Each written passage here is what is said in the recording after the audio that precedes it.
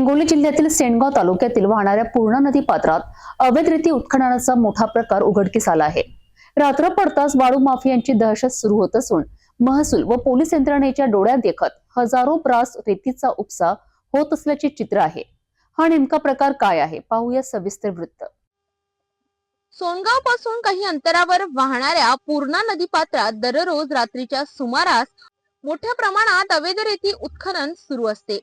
यारीच्या सहाय्याने नदी पात्रातून रेती उपसली जाते, तर जेसीबीच्या सहाय्याने ती थेट टिप्पर मध्ये भरली जाते। विशेष म्हणजे हे टिप्पर विना नंबर प्लेट रात्रभर सुसाट वेगाने मुख्य रस्त्यावरून वाहतूक करताना दिसून येतात।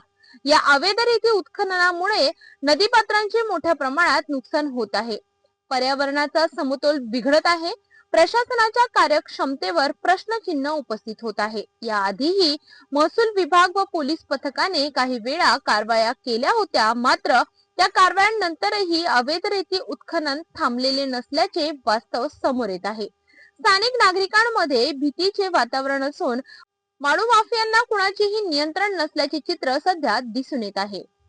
एकीकडे शासन अवैध उत्खननावर कडक कारवाईची भाषा करत असताना दुसरीकडे पूर्णा नदी पात्रातील वाळू माफियांचे धाडस वाढताना दिसत आहे। आता तरी महसूल व पोलीस प्रशासन या अवैध रेती उत्खनन करणाऱ्यांच्या मुचक्या आवडणार का, की ही दहशत अशी सुरू राहणार, हे पाहणं महत्त्वाचं ठरणार आहे।